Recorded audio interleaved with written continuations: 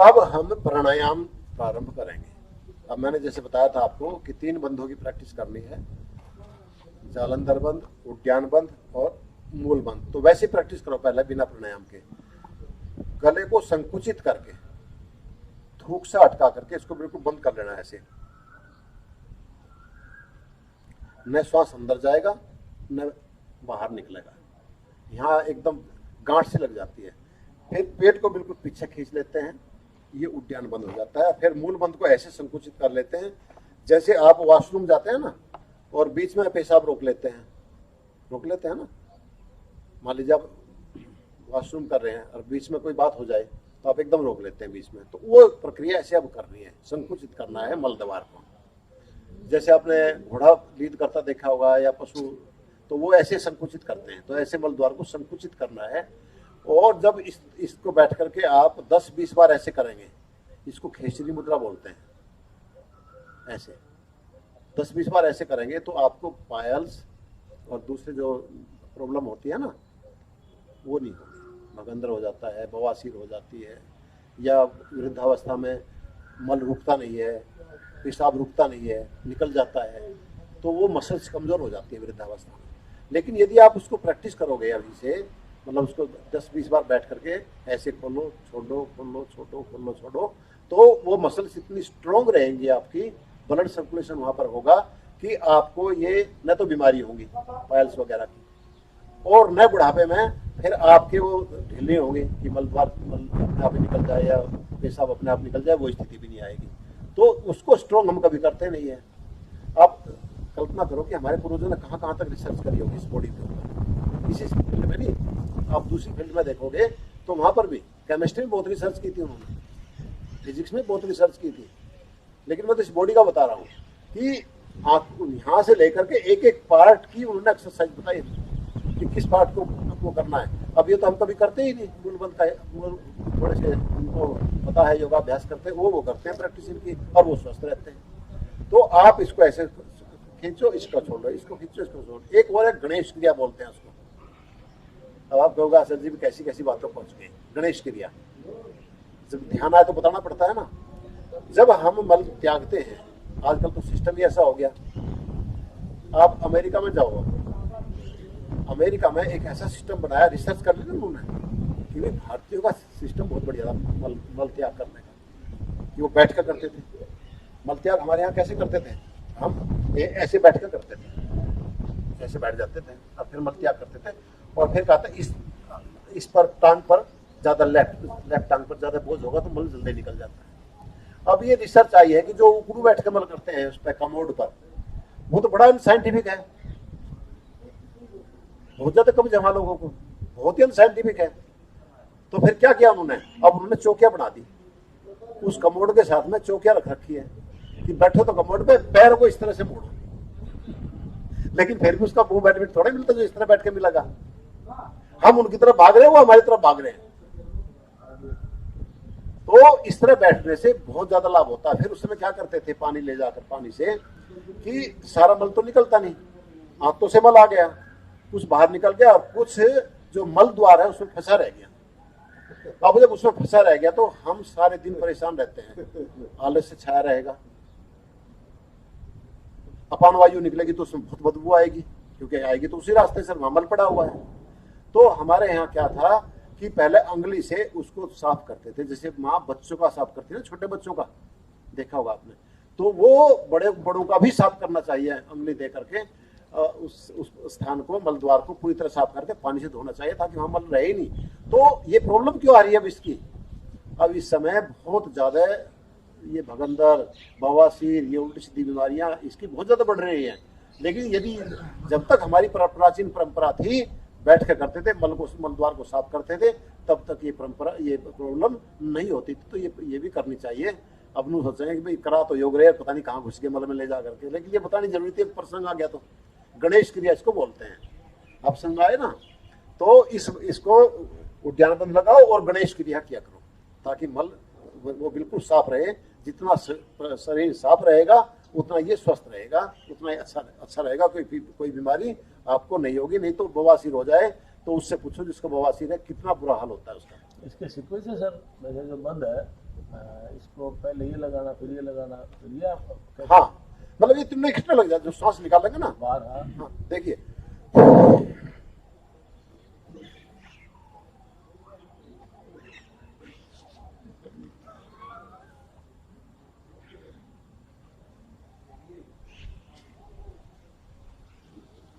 अब मैंने तीनों इकट्ठे लगा लिए, वो तीनों इकट्ठे लग जाते हैं। मतलब कि जालंधर बंद खोल लो और उद्यान बंद खोल लो, कोशिश करो कि मूल बंद लगा रहे, उसका तो कोई फर्क नहीं पड़ता। जैसे मैं बात कर रहा हूँ, मूल बंद का मैंने लगा रखा है, मल द्वार को मैंने संकुचित कर रखा है।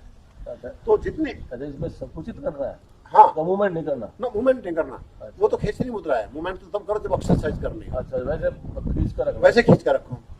सांस बाहर निकाल दी। मैं इसके रिकॉर्डिंग के बाद ऑफ द रिकॉर्ड एक चीज बताऊंगा आपको, बहुत बढ़िया काम आएगी आपके। तो ये जो है, मतलब इसको मल द्वार को खींच कर रखो हर समय, तो बहुत स्ट्रांग हो जाएगा। फिर देखो सांस को बाहर निकालो बाह्य कुंभक प्राणायाम में।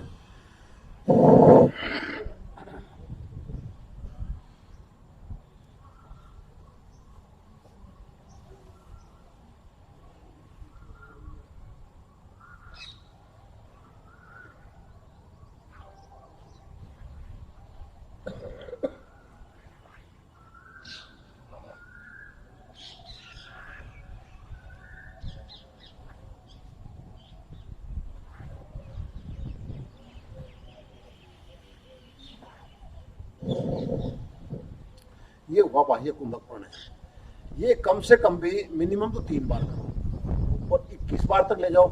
5 बार करो, 11 बार करो, जितना करोगे आपका मन बिल्कुल शांत हो जाएगा।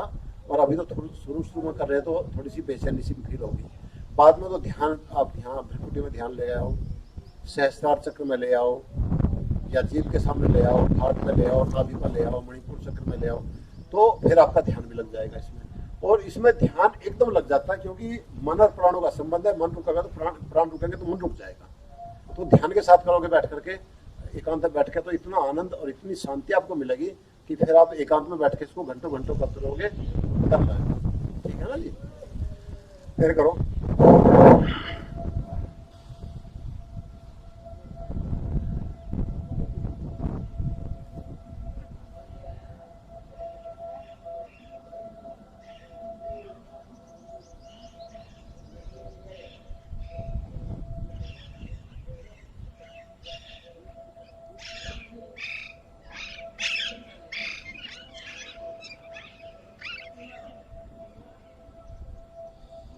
धीरे धीरे श्वास ले लो, जब नहीं रुके फिर 2 3 4 श्वास लेकर के कंफर्ट हो जाओ। फिर तीसरी बार करेंगे, चौथी बार, जितना आपकी शक्ति है। इससे कोई नुकसान नहीं होता, बाहर निकाल कर इसका ये बिल्कुल एकदम निरापद है, कोई भी इसकी प्रॉब्लम नहीं होगी। अंदर भर के थोड़ी प्रॉब्लम हो सकती है, लेकिन पहले इसकी प्रैक्टिस करो 1 हफ्ता, फिर आप अंदर भर के श्वास रोकना शुरू कर दो। एक सिद्धांत और है कि जितना श्वास आप बाहर रोकोगे उससे डबल अपने आप अंदर रुक जाएगा, स्वाभाविक है। मान लीजिए आप बाहर रोक रहे हैं श्वास, और 1 महीने बाद आपने प्रैक्टिस कर ली कि आप जो है ना 2 मिनट तक बाहर रोक लिया श्वास, आपने, हो जाएगी प्रैक्टिस। और 1 महीने के बाद में आपने फिर अंदर रोक के देखा श्वास कितना रोक सकता हूँ, 4 मिनट रोक लोगे बिना किसी दिक्कत के। जितना बाहर श्वास रुकेगा उससे डबल अपने आप ऑटोमेटिक अंदर हो जाएगा। अब जो है अभ्यंतर कुंभक, श्वास को अंदर भरकर रोकना है। उसमें 2 बंद लगेंगे, जालंधर बंद और मूल बंद, उद्यान बंद नहीं लगेगा। देखिए,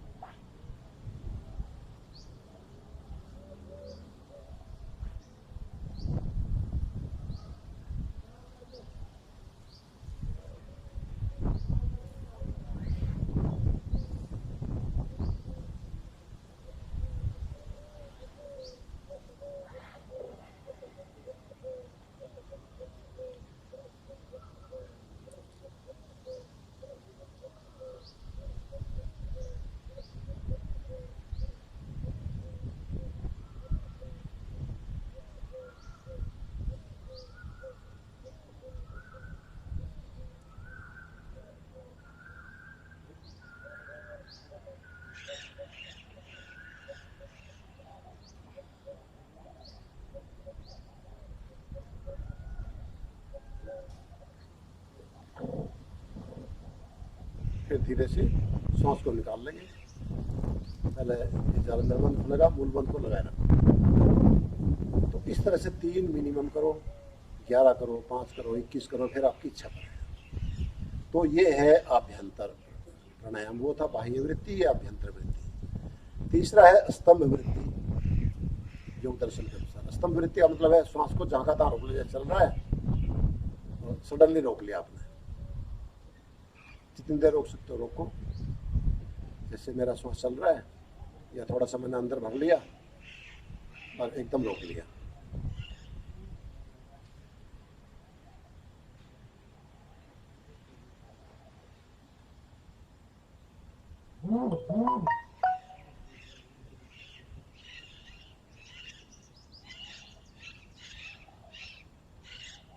फिर धीरे धीरे से बाहर निकाल लो, थोड़ा आराम करो, फिर थोड़ा श्वास आधा भर करके फिर रोक लो। तो इसको भी 3 से लेकर के 21 तक या 31 जहाँ तक बढ़ा सकते बढ़ा लो। इसका संबंध पूरा हमारे मन से है।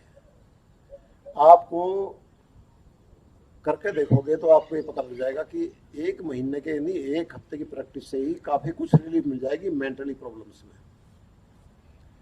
ये स्तंभ वृत्ति। तो अच्छा, अब दूसरा है बाह्य विषय अंतरक्षेपी और आभ्यंतर विषय अंतरक्षेपी प्राणायाम। श्वास को बाहर निकालना, फिर इच्छा होगी कि थोड़ी देर के बाद में और श्वास आ गया और बाहर निकाल दो और बाहर निकाल दो। ऐसे ही अंदर भरते हैं, भर के पूरा भर लिया, थोड़ी देर के बाद फिर अंदर भरा जाता है। मैं एक-एक करके दिखाता हूँ आपको। देखिए, बाह्य विषय अंतरक्षेपी सबसे पहले।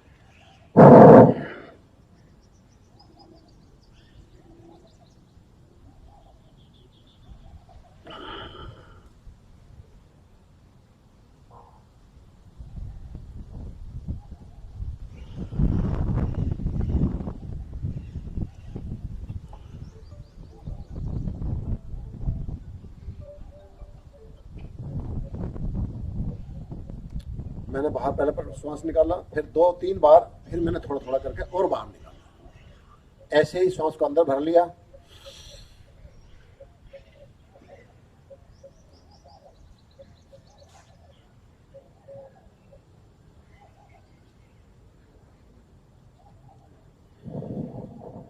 ऐसे श्वास भरा, फिर थोड़ा भरा, फिर थोड़ा और भर लिया। तो ये उसके विपरीत है। तो ये चौथा प्राणायाम है। तो ये 4 प्राणायाम महर्षि पतंजलि ने योग दर्शन में बताए हैं, और इनको करने से बहुत अधिक शरीर को ऑक्सीजन मिलती है, मन रुकता है, बहुत अच्छा लाभ होता है। बाकी प्राणायाम तो आप कपालभाति है, भस्त्रिका है, उज्जाई है, ये तो आप टीवी पर देखते हो, अब रामदेव जी रोज करते हैं।